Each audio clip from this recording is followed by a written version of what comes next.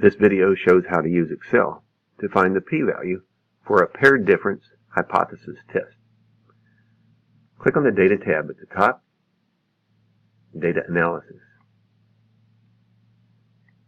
Scroll down until you find a t-test paired for 2 sample for means. Click OK. You need to tell Excel where the data are for both variables. The hypothesized mean difference, always 0. Alpha in our problem is 0.05. Output range, we just need to identify any empty cell.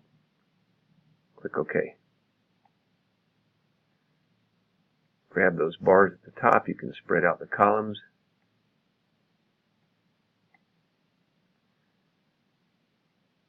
The question in this problem was test to see if there is a difference between the breaking distance.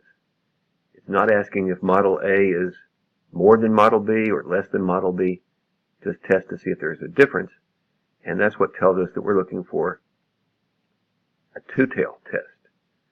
The p-value for this two-tail test is 0.007